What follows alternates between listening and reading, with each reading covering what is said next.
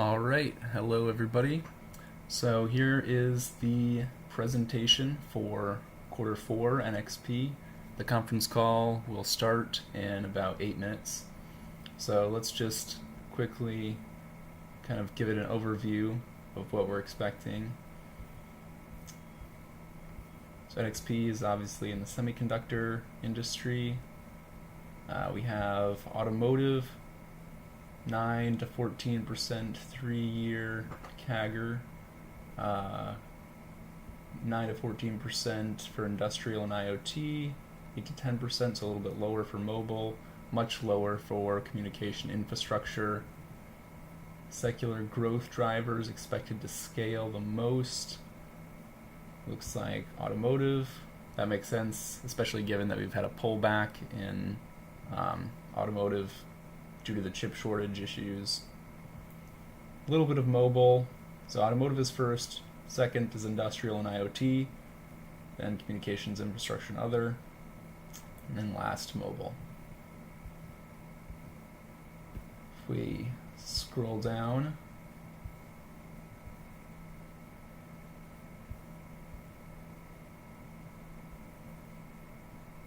quarterly business going up, although not too drastically. Non-GAAP free cash flow. That's a good upward trend over the past year from Q4 2020 to Q4 2021, and from 52.9 to 57.3, so it's a pretty nice upward trend. Quarterly revenue by end market. Pretty good improvement from Q4 2020 to Q4 2021 in mobile. Debt summary.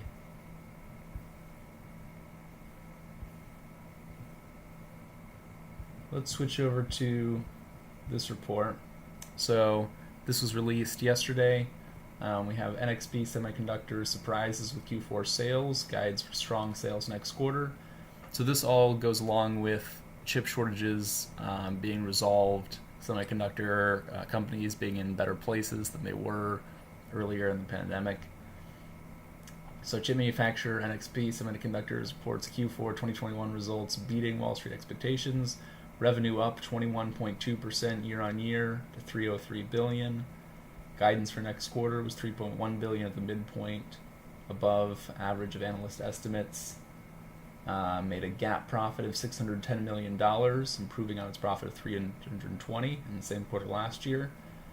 This is not a surprise, right? This is a huge jump, almost double, but it's really not surprising, again, given that Q4 2020 was in the middle of the pandemic. A lot of stuff was still shut down. Supply constraints were enormously more problematic than they are now. Full year for 2021, revenue is $11.06 billion, which is an increase of 28% year on year. Again, not that surprising because we're comparing to 2020. In the fourth quarter, revenue was $3.04 billion. Sales growth. So here we have a graph. This is pretty useful. Starting back in 2016, going to 2021. So we see, right, in Q2 and Q3 of 2020, we had quite a dip, and Q4 of 2020 was just about normal, a little bit higher perhaps. But we do see that, we have ticked up here. So overall, despite all of the chip shortages, etc., that are going on, NXP is still generating more revenue than it was pre-pandemic by a notable amount. In fact, from 2016 to 2019, looks like we're pretty much flat on average, with maybe even a slight downtrend. And then we dipped for the pandemic, and since then we've just rocketed out of there, which is probably due to margin, right? We're just increasing, the company's increasing their margins because there's so much demand for chips. Product demand and outstanding inventory. So days inventory outstanding, important metric for chip makers as it reflects the capital intensity of the business and cyclical nature of semiconductor supply and demand. In a tight supply environment, inventories tend to be stable, allowing chip makers to exert pricing power, which is what's happening now. Steadily increasing DIO can be a warning sign that demand is weak, and if inventories continue to rise, the company may have to downsize production. So this is more problematic, right? Look at this. Steadily increasing, or sorry, not problematic actually. We're dipping, so NXP is, yeah, that looks actually pretty good. Key takeaways, very impressive, higher profit margins, strong revenue guidance. Company is leading a massive technological shift in the industry, blah blah. Let's go. Here's their press release. This is officially from NXP. Key highlights: fourth quarter revenue, $3.04 billion. Fourth quarter GAAP, 56.2%. That is very impressive. Fourth quarter GAAP gross margin of 56.2%. So they've clearly taken advantage of the supply chain issues and chip constraints to exert pricing power and boost their margins. That is impressive. Gross margin 56.2%, operating margin 26.6%. That is amazing. Honestly, those margins are more typical of a software business than of a hardware business. Full year cash flow from operations $3.08 billion, with net capex investment of $366 million. On November 9th, NXP announced the new IMX93 family of applications processors designed for automotive, smart home, smart building, and smart factory applications, which does leverage edge machine learning to anticipate and automate system behavior based on user needs.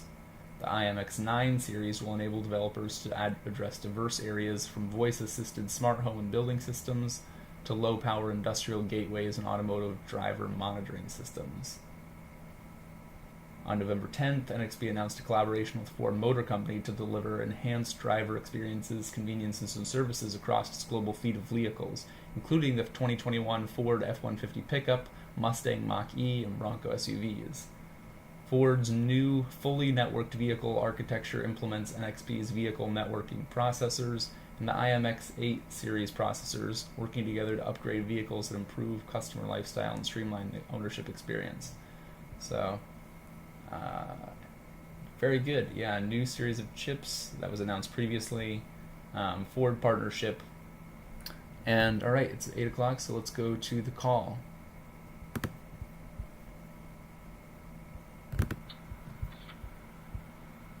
Good day, and thank you for standing by. Welcome to the NXP fourth quarter 2021 earnings conference call.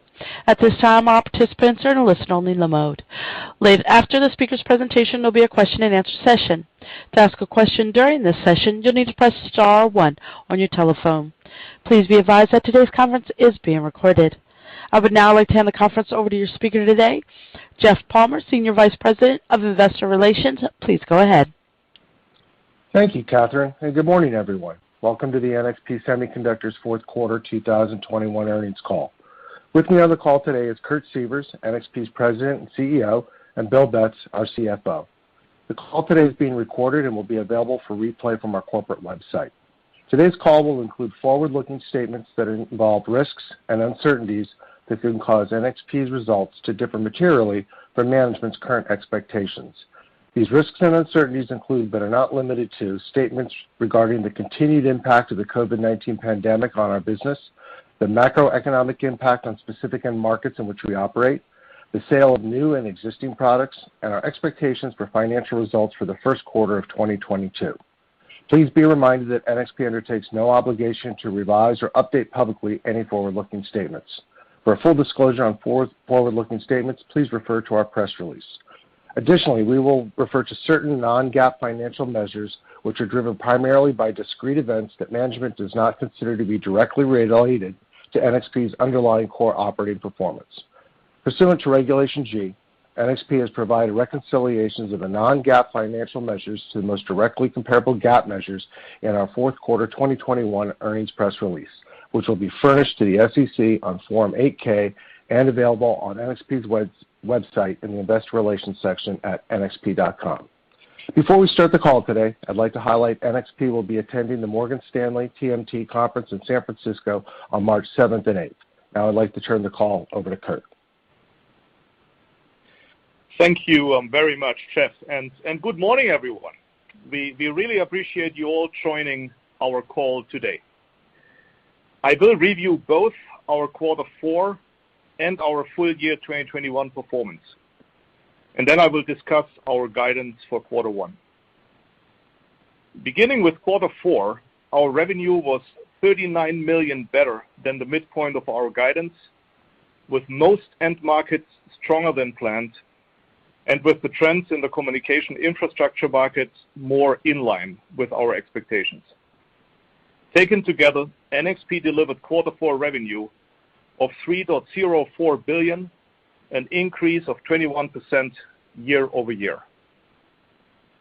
Non-GAAP operating margin in quarter 4 was a strong 34.9%, 440 basis points better than the year ago period, and about 110 basis points above the midpoint of our guidance.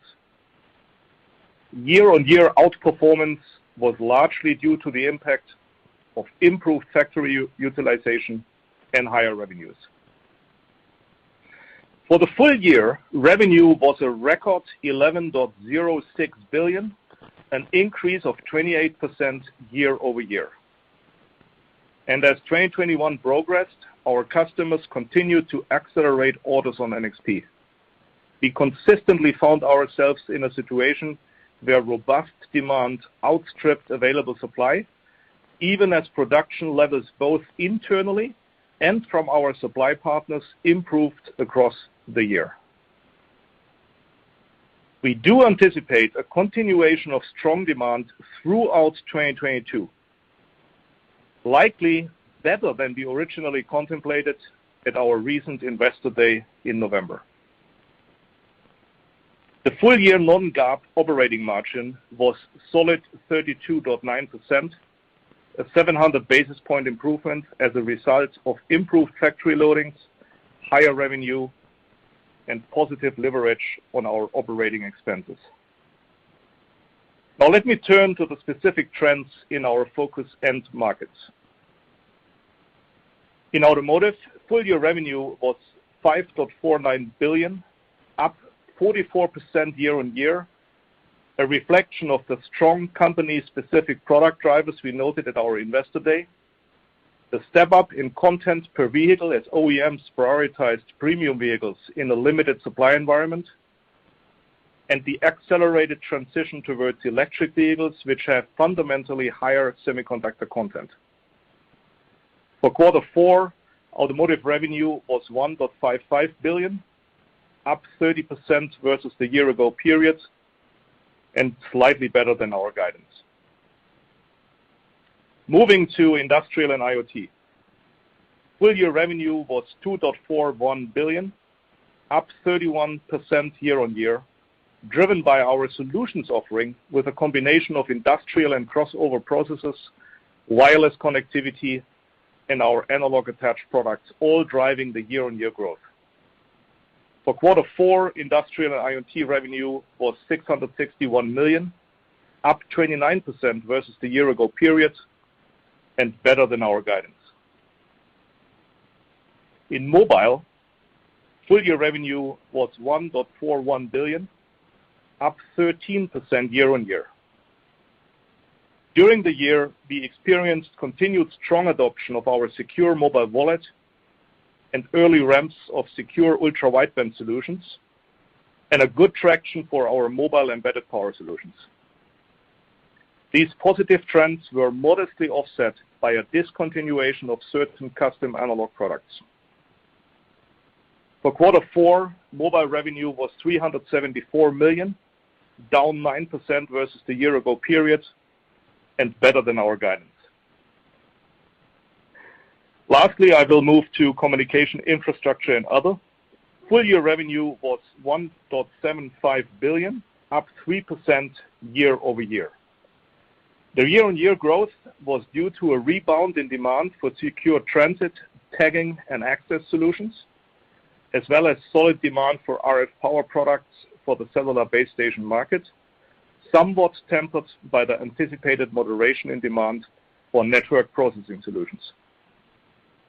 For quarter 4, revenue was $457 million, up 16% year-on-year, and in line with our guidance.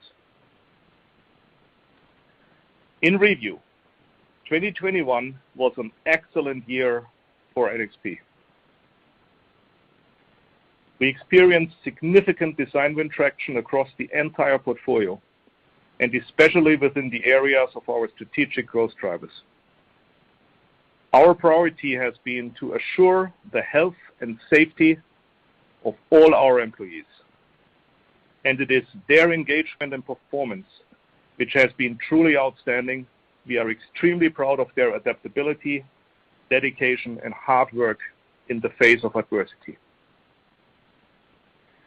Now, before I will turn to our expectations for quarter 1, I'd like to offer you some perspective on the coming year. For those who were able to join us at our recent Investor Day in November, you will remember we offered a positive view of 2022, expecting revenue growth near the high end of our 8 to 12% long-term growth target. Now, as we enter into early 2022, we are more optimistic about the opportunities in front of us, both in the short term as well as over the intermediate horizon. The demand signals from our customers continue to be very strong. Inventories across all end markets appear very lean, and our ability to supply continues to improve. Hence, we anticipate 2022 will be another year of demand-supply imbalance, with lead times extending out across almost the entire portfolio, and the level and intensity of supply-related escalation conversations with our customers remains elevated. Against this backdrop, we are guiding quarter 1 revenue at $3.1 billion, up about 21% versus the first quarter of 2021, within a range of up 18 to up 24% year-on-year. And from a sequential perspective, this represents growth of about 2% at the midpoint versus the prior quarter. At the midpoint, we anticipate the following trends in our business. Automotive is expected to be up in the mid-20% range versus quarter 1 21 and flat versus quarter 4 21. Industrial and IoT is expected to be up mid-teens year-on-year and flat versus quarter 4 21. Mobile is expected to be up about 10% year-on-year and up in the low single-digit range versus quarter 4 21. And finally, communication infrastructure and other is expected to be up in the low 20% range versus the same period a year ago and up in the low double-digit range on a sequential basis. In summary, we do continue to see growing customer demand outstripping our improving supply as inventory across all end markets remains very lean. Customer engagement levels and design win momentum in our strategic focus areas continues to be very positive. This underpins our continued confidence of robust growth throughout 2022, and we do continue to be very optimistic about the long-term potential of NXP. Now, at this point, I would like to pass the call over to you, Bill, for a review of our financial performance. Thank you, Kurt, and good morning to everyone on today's call. As Kurt has already covered the drivers of the revenue during Q4 and provided our revenue outlook for Q1, I will move to the financial highlights. Overall, our Q4 financial performance was very good. Revenue was above the midpoint of our guidance range, and both non-GAAP gross profit and non-GAAP operating profit were above the high end of our guidance. I will first provide full-year highlights and then move to the Q4 results. Full-year revenue for 2021 was $11.06 billion, up 28% year-on-year. We generate $6.21 billion in non-GAAP gross profit and reported a non-GAAP gross margin of 56.1%, up 500 basis points year-on-year as a result of increased internal factory utilization, higher revenue levels, and product mix. Total non-GAAP operating expenses were $2.56 billion, or 23.2% of the revenue, in line with our long-term model. Total non-GAAP operating profit was $3.64 billion, up 63% year-on-year. This reflects a non-GAAP operating margin of 32.9%, up 700 basis points year-on-year, and consistent with our long-term financial model. Non-GAAP interest expense was $365 million. Cash taxes for ongoing operations were $276 million. Non-controlling interest of $35 million, and stock-based compensation, which is not included in our non-GAAP earnings, was $353 million.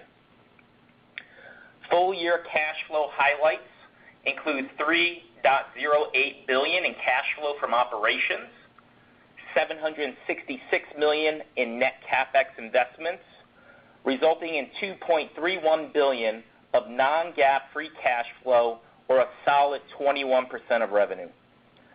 During 2021, we repurchased 20.6 million shares for a total of $4.02 billion and paid cash dividends of $562 million.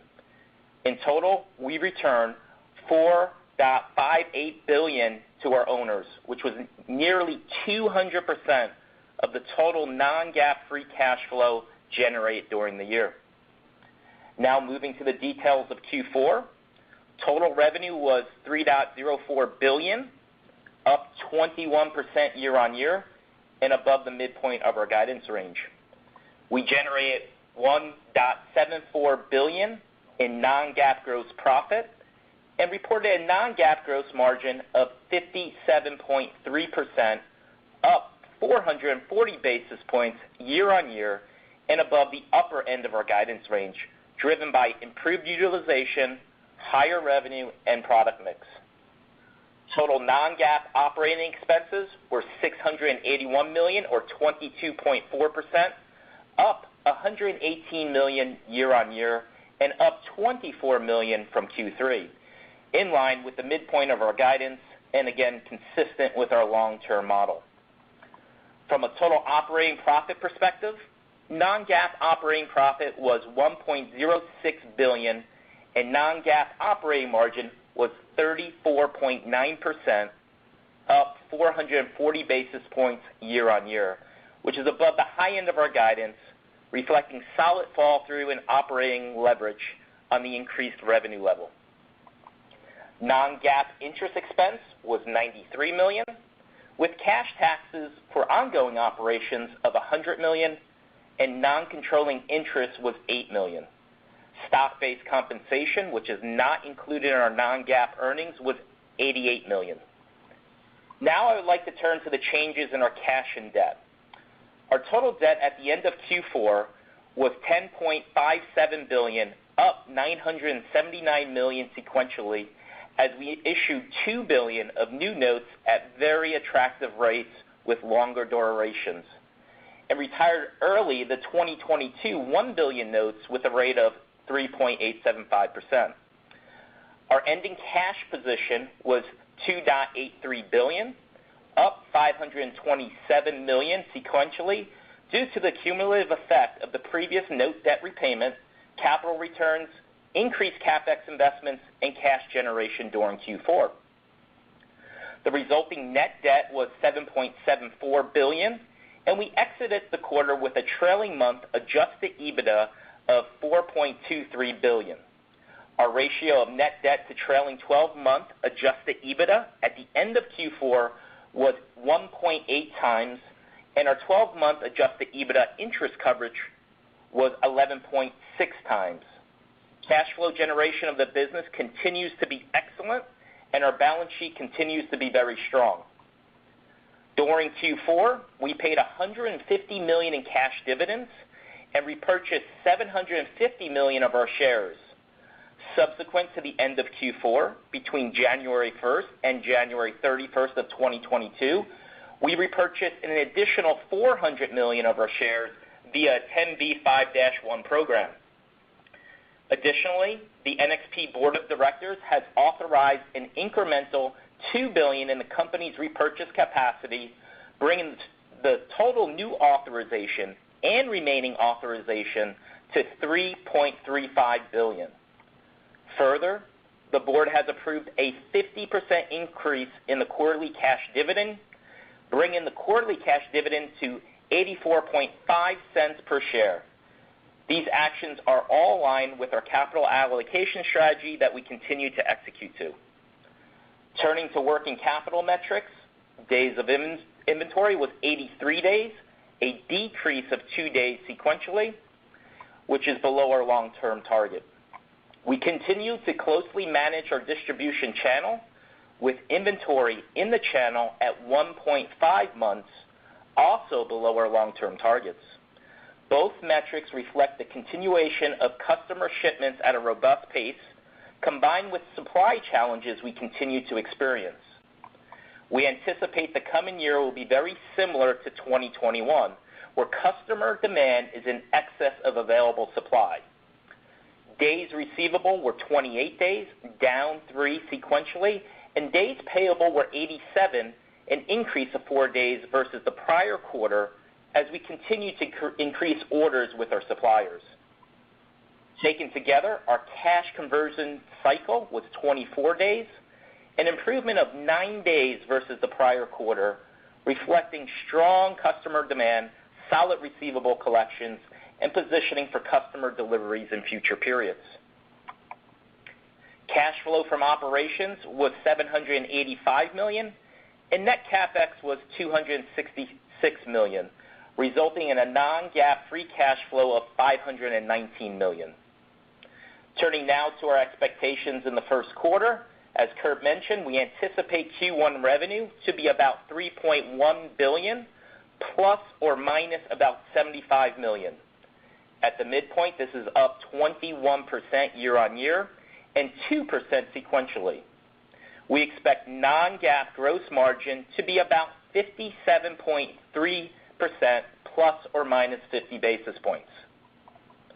Operating expenses are expected to be about $693 million, plus or minus about $10 million. Taken together, we see non-GAAP operating margin to be about 35% at the midpoint.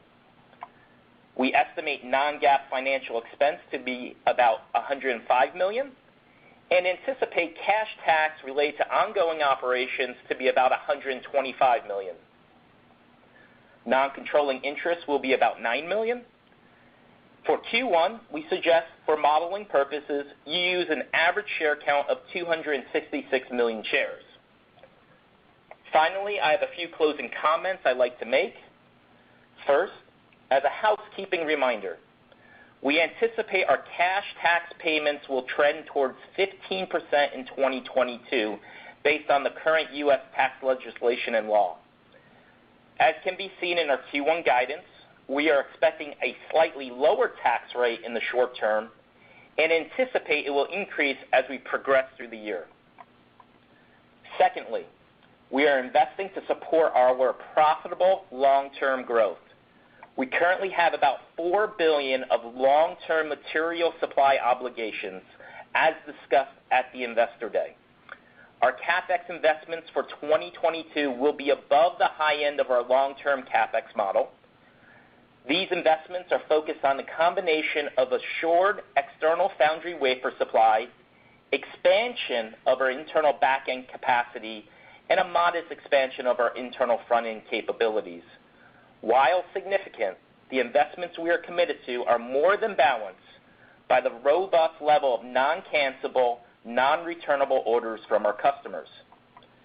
In closing, we are very confident in our profitable growth over the intermediate to long term, especially in the key areas of the accelerated growth drivers as we highlighted during Investor Day.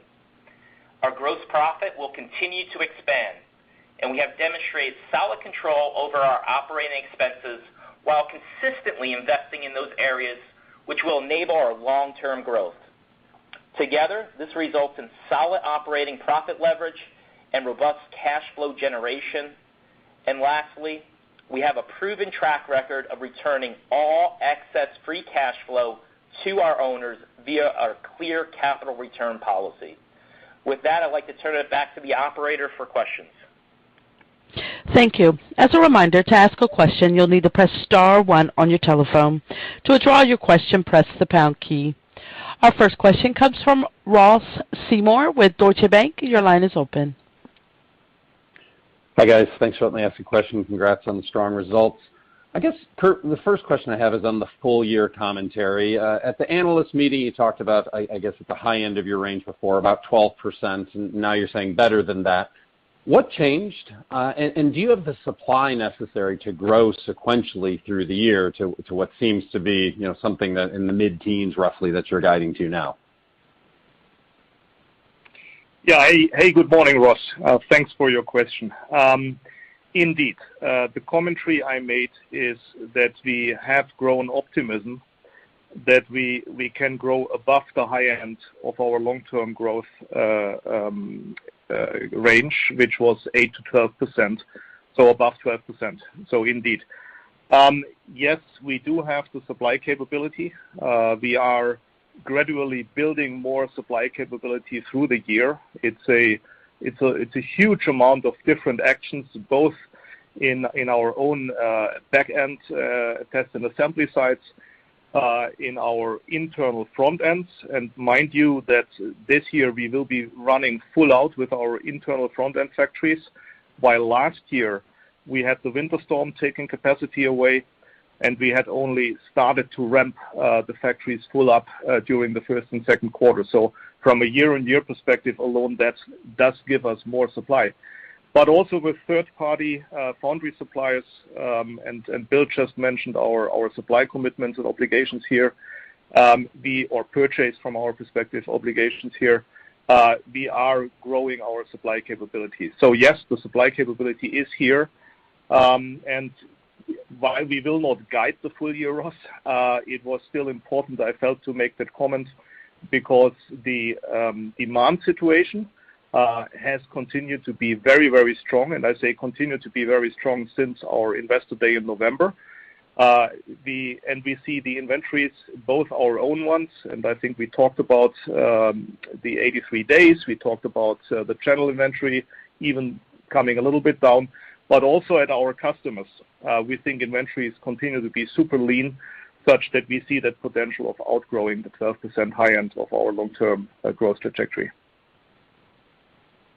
Thanks for those details, Kurt. I guess as my follow-up, just sticking on the revenue line and going a little shorter term for the first quarter, are there any specific dynamics that are keeping automotive and industrial flat sequentially? Is it simply a supply issue? I think that's the first time in, 6 quarters that those will have been flat sequentially. So the dichotomy between auto and industrial flat and the relatively smaller segments growing was a little surprising to me. So any color on those dynamics would be helpful.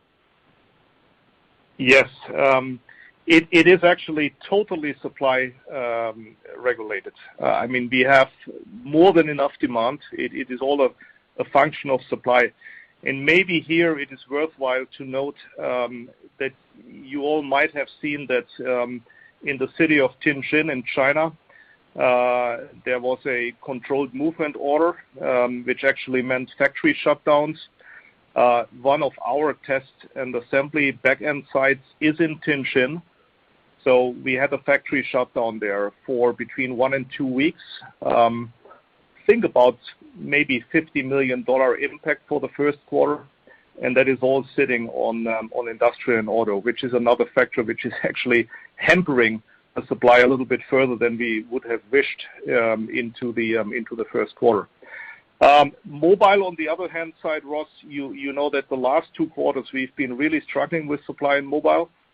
I think we talked about this consistently in the call. This starts to get better, which actually helps us to start to do much better in mobile.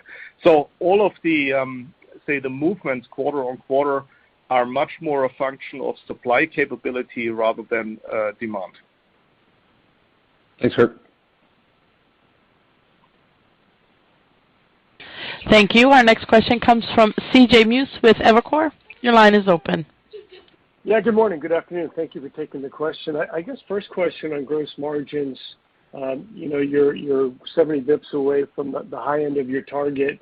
And in your prepared remarks, Bill, you talked about expectations for gross margins to continue to expand. So curious how you're thinking about upward bias here in 22 and then moreover, I guess 23, 24 as new products that carry higher margins come through the model. Hi, CJ. Yes. For the rest of the year, we're not guiding, but our goal is to maintain, I'd say, a gross margin in the 57% range with the pluses and minuses we continue to talk about in any given quarter. Kurt just mentioned about the slight impact with Tianjin, which is impacting our margin a little bit in Q1, but that is offset by the higher revenue and volume that we're experiencing quarter over quarter by $60 million. So that kind of keeps it flat there for Q1. As we go forward, again, mix will play an important role as we are supply constrained. And then over the long term, as we talked about, is really driven by our new product introductions out further. Very helpful. And as my follow-up, I guess, Kurt, you talked in your prepared remarks about making real traction with some of the newer products. And I know in particular on the S32 domain processor side, there's significant architectural decisions being made today by your potential customers. So curious, any update in terms of the traction there, and I guess how to think about maybe some of these new products and which we should be focused on in terms of driving real incremental growth into 23, 24. Yeah, CJ, absolutely. I think at Investor Day we tried to give a bit more of a deep dive on where we are in this area, and it's indeed especially about what we call the S32 platform, which is a software-compatible growing family of products, mainly for the networking infrastructure part of the car. And there is a very rapid, and I would also say very forceful, re-architecture action in place with all of the OEM customers. And one of the big features here is going to be over-the-air updates, including the required security. So to make sure that the performance of the car over its lifetime can be upgraded by software updates without changing the hardware. And the way to do this is over-the-air updates and then a very, both elegant and efficient network architecture inside the car. And the chip which does this over-the-air update is a gateway chip, and that's one of the flagship products which we are ramping. It's called S32G for gateway, and that is ramping with major OEM names through the next few years. So it's just one nice example. There is obviously more. I'm actually proud to mention, because it's always difficult with OEM names in that particular industry, but I'm proud to mention or reflect on the announcement which we did, I think, in November with Ford Motor Company together, where we spoke about the fact that their new F-150, the Bronco, the E-Mac, they will all be using, amongst others, this S32G platform for the gateway functionality. Very helpful. Thank you. Thank you. Our next question comes from Vivek Arya with Bank of America Securities. Your line is open. Thanks for taking my question. I just wanted a clarification first. You identified the material weakness in internal controls in your earnings press release. I was just hoping you could, maybe just discuss that issue. How much is any potential impact, and how soon can those issues be rectified? Hey, Vivek, I'll take that question. As shared in our EPR as part of our annual year-end audit process, we did identify a potential material weakness associated with our general internal IT controls in the areas of user access, change management, and documentation. At this moment, we are very comfortable there had been no impact on our current or past financial statements. We are actually very pleased with the fixes the teams are implementing, which just take time. And we feel confident that we'll be able to remediate these internal IT controls in 2022 and ensure the proper monitoring throughout the year. We want to disclose this now for full transparency, and we plan to disclose more about the details in our annual 10-K per our normal scheduling in the late February. Very good. Very helpful. Thanks, Bill.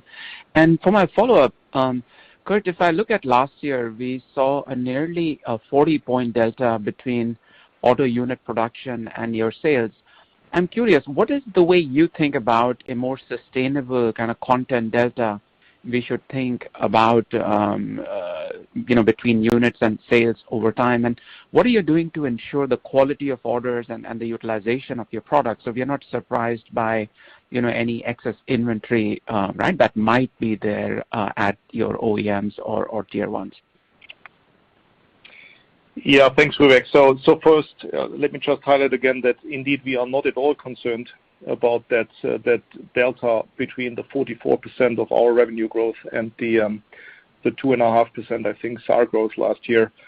And that is given the content increases relative to premium vehicle mix changes and electric vehicle acceleration, but also the fact that in 2020 and already earlier in 2019, a lot of inventory in the very, very complex extended supply chain had been depleted.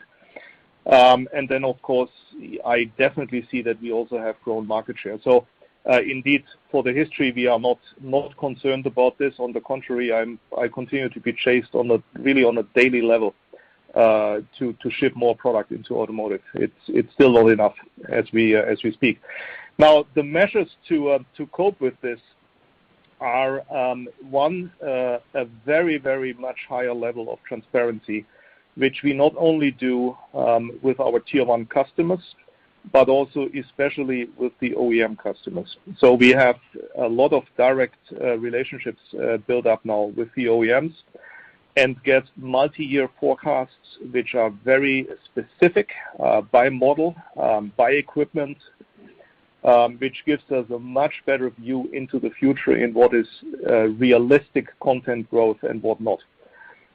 And in the more shorter term, of course, we work with the NCNR order concept, which I think Bill had in his prepared remarks, which we actually do especially in automotive, not only in automotive, but especially in automotive, which give us a confirmed and non-cancelable or non-reschedulable order pattern for the full calendar year 2022, which is a hell of a lot of more stability than we've ever had in the past.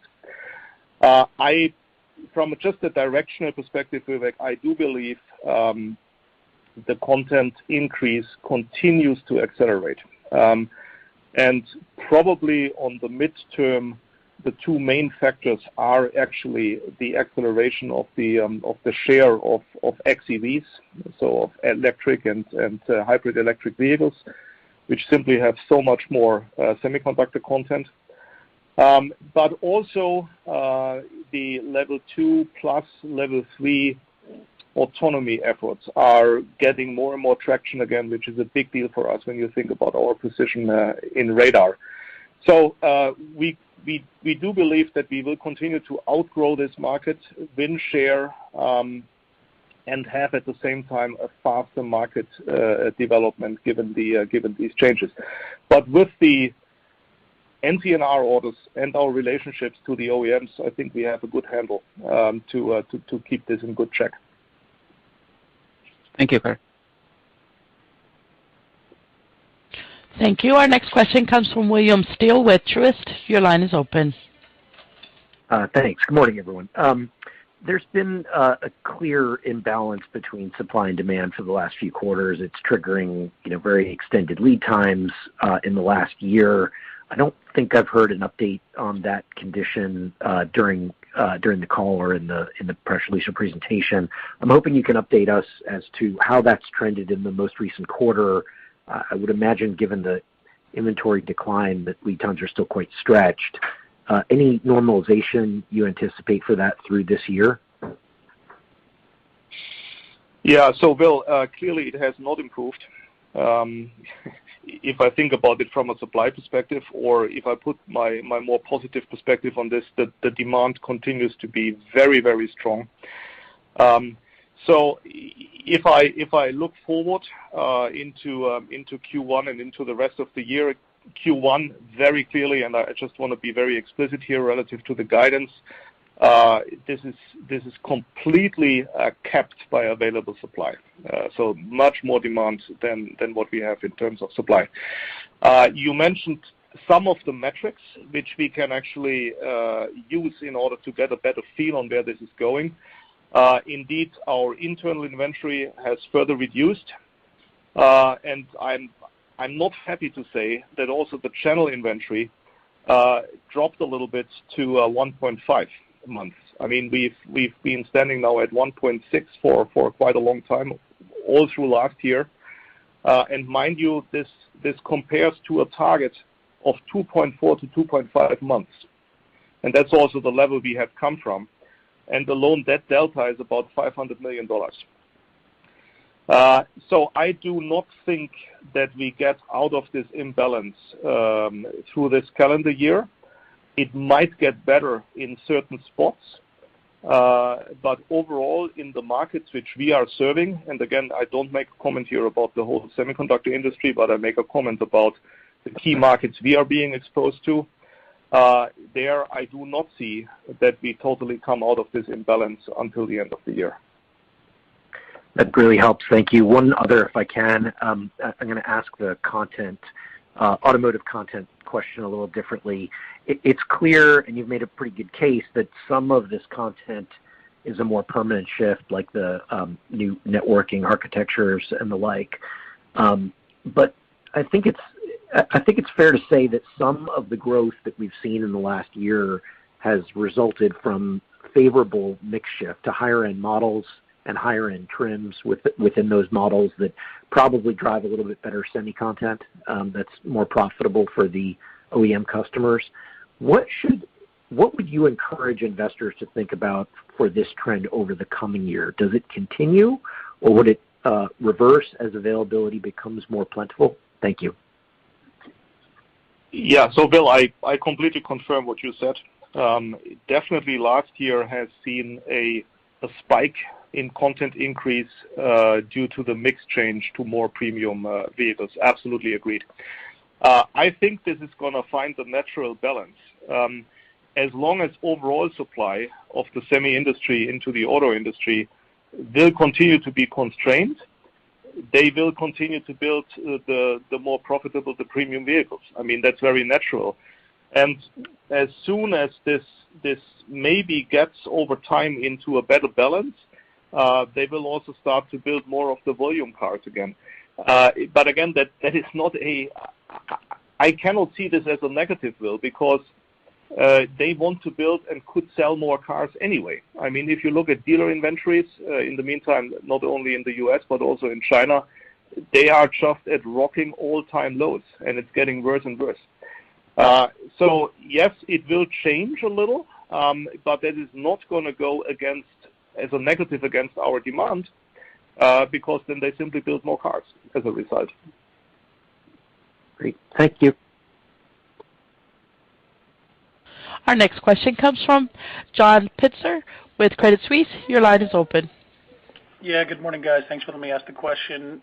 Kurt, I wonder if you could spend a couple minutes just talking about the impact of inflationary pressures on the business right now, both on revenue and on OpEx. And I know you've said historically that you're not raising pricing above your increase in cost, but I'm trying to get a sense of how much of a tailwind price is to your view that you'll be above the high end of that 8 to 12 this year, and conversely, what's the impact it's having on OpEx relative to higher prices?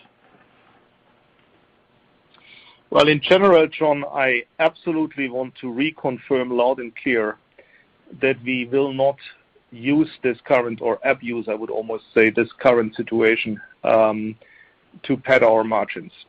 So we do absolutely stick to the policy I've talked about before, which is that, of course, we are passing on the increased input cost and raise prices to our customers along with that. That is something we had to start doing last year, and we have to continue to do through this year. This is a function of the kind and the type of business we are in, which is the opposite of a commodity business. It's very application specific. It has, I think, very specific and long-term customer relations where this is the only way to do it. And trust me, it's not an easy one for us to do this, but yes, that's what we do. I anyway can't guide the year going out into Q2, 3, and 4, but I can tell you, John, that for last year, the impact of pricing was absolutely minimal to the revenue growth. So don't think about this being the key factor here. And maybe, Bill, you want to speak a little bit about the impact on OpEx. Yes, Kurt. Hi, John. I'd say we continue to do well here and near our 23% long-term model. As you know, Q4 finished at 22.4% of sales, which was better than our guidance of the 22.7%. We just guided Q1 to be about 22.4%. And, this is up mainly because of the U.S. benefits for FICA and 401k trying to be higher in the U.S. in Q1. But as you think ahead, and this is where you're going, we mentioned during Investor Day we like to run around 23% with quarters, fluctuating a bit. But we do see that we can get additional leverage on the model, especially in the SG&A side. That's helpful. And then, guys, as my follow-up, Bill, you talked about in your prepared comments CapEx this year being above target. I'm wondering if you could give us a little bit more granularity as to kind of what number you're thinking about for the full year. And Kurt, as he answers that, I'm curious as to what your internal versus external sort of capacity strategy is, especially in the auto business where historically you've done more of the front end internally, and especially against some of your peers that are looking to really expand their internal capacity. How confident are you that given the strong growth you expect, especially in autos over the next several years, that you can get everything you need from your outsourcing partners? Yeah, let me maybe get started, John, on the strategy here. We absolutely stick to our hybrid manufacturing strategy, and I also want to highlight it has never been a function of doing this in auto and doing that in industrial and something else in mobile. It's much more a function of the kind of processing technology. There's simply anything which is below 90 nanometers, we will not do in-house, and we see no reason to change this. Honestly speaking, if you look at our results for last year, I think we've grown 28.5% year over year. We've probably grown faster than most of the comparable peers, which might partially have more of an in-house manufacturing strategy. I think last year the flexibility which we could apply is actually a fantastic proof point that this manufacturing strategy is not wrong. Now, going forward, we clearly are intensifying and working on long-term partnerships also with foundry partners. As much as I talked earlier about the longer-term nature of our relationship with customers and the better transparency we gain here from a demand perspective, obviously we are doing exactly the same thing on the foundry side in order to make sure this is in good balance. So no change here. Where, of course, we are investing and increasing our output capability is on the back end.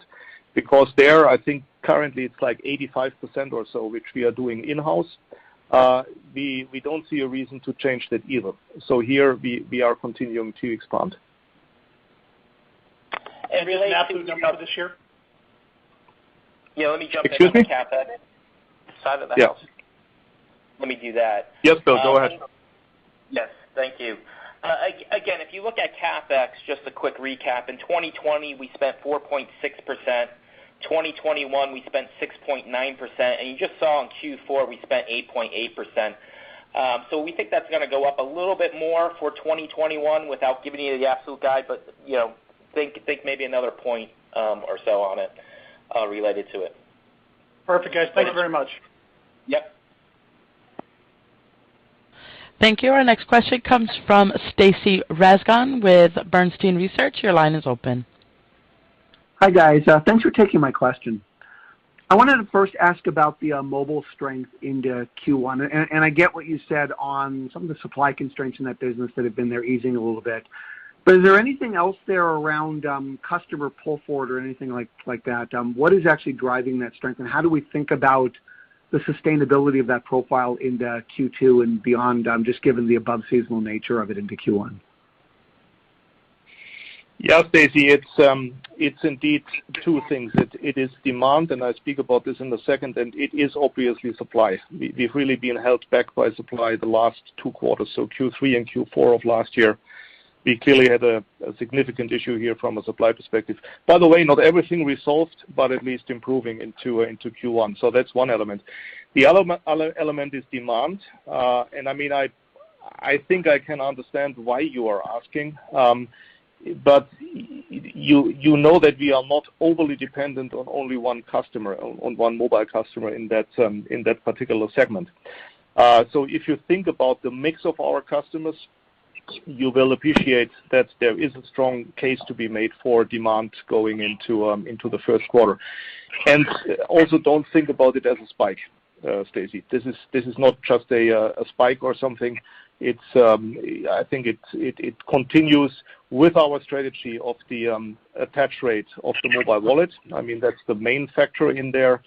And the more and more early growing part of our secure ultra-wideband solutions. Thank you. My follow-up, I wanted to ask about industrial, particularly in China. What are you seeing there? I mean, they have COVID zero. There were shutdowns, as you mentioned, on something. Some of the data points are not great. Are you seeing any issues, particularly around China, especially for the industrial business? No, we don't see it at this stage, Stacy. I mean, I'm reading the same news. Our main concern is indeed in China much more about our own production, which, and I said this before, is in the meantime fully up and running again. But that is actually where we see the issue from a demand perspective, which indeed is largely the industrial market, largely served through distribution. We do not see any slowing at all. On the contrary, when you think about the fact that our channel inventory has further dropped, unfortunately, you know that a solid portion of that is actually in China. So no, we are not concerned here about the demand slowing in industrial China. Got it. Thank you, guys. Thank you. Our next question comes from Chris Caso with Raymond James. Your line is open. Yes, thank you. Good morning. Kurt, I wonder if you could go through a bit about some of the commitments that you've had to make to secure that additional capacity. What is the commitment now to the foundry partners, and how has that changed versus prior cycles? And I'm guessing by your comments that your feeling is that that's backed up by the commitments from your customers to you, and how resilient do you think that will be over time as conditions change? And obviously, this seems like this is something different for the industry. Yeah, thanks, Chris. Maybe Bill, you want to speak a little bit first about the $4+ billion purchasing obligations which we entered into. Yes, that was in my prepared remarks. At the moment, we have $4 billion, and those are strongly supported by, actually greater than our supply commitments, backed by the non-cancelable, non-returnable orders that we see. So the demand continues to be strong. Our customers are actually coming to us, and unfortunately, we can't serve them all. Yeah, and then adding to this, Chris, on the NCNR, on the order side, I mean, it is as strong as a contract can be, Chris. We all know how the world can flip around, but there is solid contracts behind that, so we really, really feel good about it. And I would tell you, we have actually customers who want more, so just no confusion here. It is not that we were hungry for these NCNR orders. It's actually the opposite. We cannot cover them all, so we are oversubscribed here. We cannot fulfill them all. And customers would love to place them actually over even longer periods of time. So reaching out into 23 and 24, where we are still seeing how we can best do this. So that dynamic is still going one way only. We don't see any softening, and I didn't say it before, but maybe I should just highlight this here. We see absolutely no order cancellation. We see no push-outs or no rescheduling of any backlog. That's very helpful. For a follow-on question, and maybe we'll return to pricing, and really kind of two questions on pricing. One is, obviously we've seen foundry price increases announced last year. Do you think that is now behind us, or with the continuing tight supply situation, is there potential for additional input cost increases as we go through the year? And then with that, I think there's an investor concern that some of these price increases are transitory because of the strong conditions, and obviously the input costs on you're passing along to the customers. So what's your view of the stickiness of these price increases? That this is kind of a permanent ratchet up as opposed to something that's transitory just because of the supply conditions. Yeah, I actually think, Chris, unfortunately there is always a chance for more cost increases. So this can never be totally ruled out. So on the first part of your question, I trust we have a good visibility and also good agreements for this year. But is it truly the end forever? I don't know. I mean, there could always be something. On the durability of that, I have a very firm view that this is really a reset of the industry. So no, I do not think that things will go backwards. Unfortunately, neither the input cost nor our pricing to our customers. I think the 4 or 5 quarters now of this really tough supply situation has learned the world a lot more about the value of semiconductors in many critical infrastructure and other applications.